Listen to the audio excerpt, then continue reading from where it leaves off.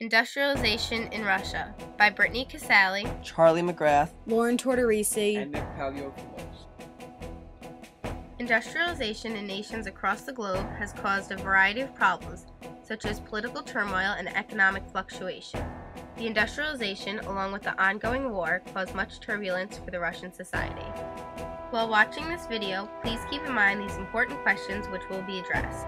What was the main cause of industrialization in Russia? Who initiated industrialization in Russia? What major technological advances came from the revolution? How did the Industrial Revolution affect society as a whole? What were the positive and negative effects seen throughout Russia? What was the long-lasting effect of the Industrial Revolution in Russia? What people had a major influence in Russia? First and foremost, Russia was located between Europe and Asia and connected the two. Russia's disadvantage in this position, though, was that they were far behind Europe industrial-wise as well as economic-wise.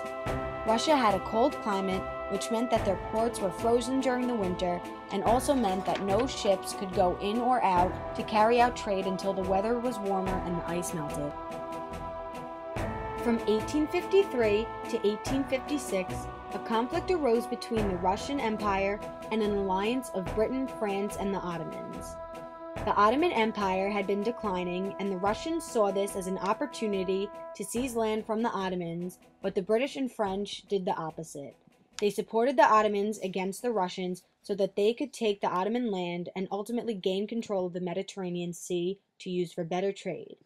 The so-called mighty Russians lost in the end because they were behind the French and the British in industrialization. Russia was not considered an ultimate fighting force and a threat to other nations like they were considered before. The Crimean War left Russia devastated and humiliated, and pushed them to industrialize in order to catch up with the rest of the world. In 1861, Alexander II issued the Emancipation Manifesto, in which he freed the serfs, which made up about one-third of the population. Peasants received land from the landlords and were provided money from the government, known as redemption payments. The government supported these newly freed serfs. The emancipation of the serfs led to a new demand of labor to work the land, so indentured servitude replaced the serf labor. The serfs still remained poor and needed work in order to support their families and lives, so when Russia began to industrialize, the serfs found work in the factories, but the conditions in these factories were horrible. Like elsewhere where industrialization occurred, in Russia there were long hours, many workdays, low wages, and poor sanitary and health conditions in the factories. In response to these terrible conditions and unsatisfied citizens, who felt as though Alexander II was not reforming as much as was needed, the rebels plotted for the assassination of the Tsar, Alexander II. In 1881, suicide bombers of the Revolutionary Party murdered the Tsar. His son, Alexander III, would take the place of his father, continuing to industrialize Russia, but would have fewer changes to his country than his father. After his death, Alexander III saw it as a necessity to industrialize in order to move forward as a society and not decline economically, politically, and socially, such as the decline happening in China. If Russia successfully industrialized, it would cause tension in other nations and see Russia as a potential threat as they once were before their modernization took place. Industrialization was the key to survive as a nation in Alexander III's eyes and made fewer reforms than his father so desired for Russia.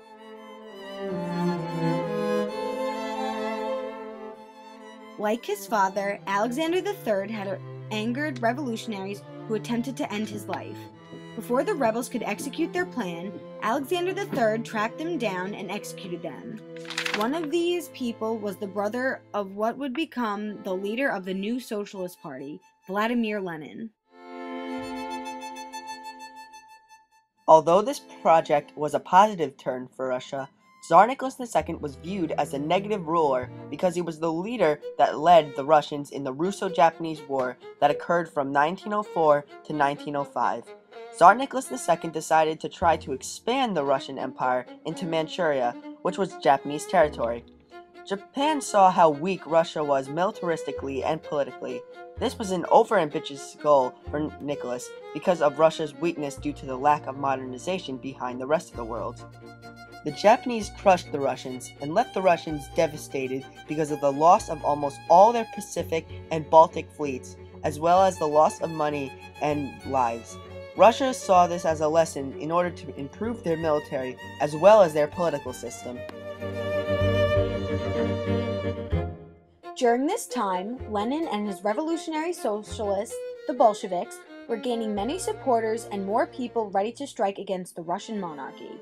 Socialism derived from the ideology of Marxism created by Karl Marx and Friedrich Engels, which stated that class struggle has always existed and eventually the lower class would be pushed to the point of revolt, creating a classless society. Lenin attempted to reform the economic system and government in place of his Socialist Party and plotted for the overthrowing of the provisional government in place of the new Socialist Party. Eventually, other nations would fear that the wicked policy of socialism would spread out of Russia. Once Lenin came to power, the Bolsheviks would take an influential role in the country, being the ruling class of Russia. This marked the beginning of the infamous 1905 Russian Revolution. Peasants were angered across Russia and attacked their landlords. The Soviet Workers of Deputies were formed from the lower class, and factory workers went on strike against the unjust government. As the strikes rose throughout Russia, it became clear that Russia processed instability in the way it was ran. Other countries feared that revolution would spread to other nations, like how the French Revolution spread to other nations once it had begun. Duma spread out the power of the Russian government and made the parliament's influence over the country greater. Russia adopted many ideas from other nations that had a parliament as well.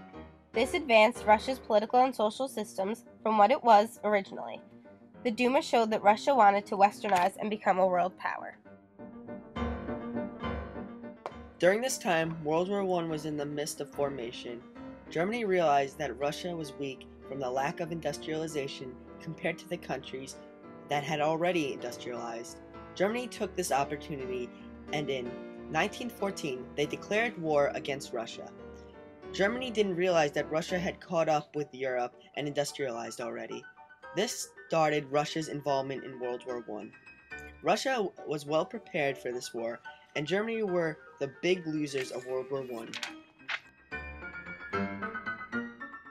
The government forced industrialization among Russia's people in order to catch up with the rest of Europe who had already industrialized, and proved that industrialization was the key to power.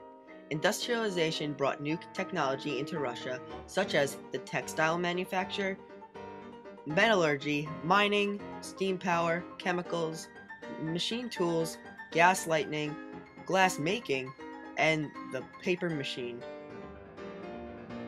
On the other hand, negative effects occurred and caused the Russian Civil War to break out in 1917 due to food shortages and severe industrial crisis. The nobility controlled much of the land, while the peasants lost land and became poorer. Although the peasants became poor, they were still taxed heavily, and the inflation occurred within Russia. Contrary to the intent, industrialization made the economy move in a backward trend rather than promoting the economy. People were making less money, which led to a food shortage because people could no longer support their families. The urban middle class had an increase in opportunity because of the new jobs that arose with the new industrialization and introduction of factories. In March of 1917, the workers rose up and rebelled against the Tsar. The Tsar then abdicated, leaving the provisional government to replace the monarchy. The Tsar and his family were put on house arrest, then finally, in July of 1918, the Romanov family was executed. This marked the official end of the Russian monarchy. Because of the widening gap between the rich and the poor, Marxism appealed to the people. Vladimir Lenin led the Bolsheviks to seize power from the provisional government in 1917 and set up the Soviet government based on communism. Under this government, reforms were made including equality of men and women, peasants had the right to hold a share of the land, factories were taken under government control, a maximum of a 48-hour work week was established. Word of Lenin's success spread to countries such as Germany and Italy, causing them too to set up communist societies. As a result of their common beliefs, Russia, Italy, and Germany became allies in World War II. The 10th Party Congress was held in Moscow and included the Bolsheviks. The 10th Party Congress established free trade for the peasants, which was previously an upper-class novelty. It allowed unrestricted trade for the peasants under the trade unions and increased Russia's foreign trade. The party was also splitting into several smaller groups, but Lenin declared unity for the party in the 10th Party Congress. Industrialization in Russia led to many events and changes that were necessary to keep up with the Europeans and re-establish their reputation as a world power. The events that caused the industrialization shaped Russia into what it is today.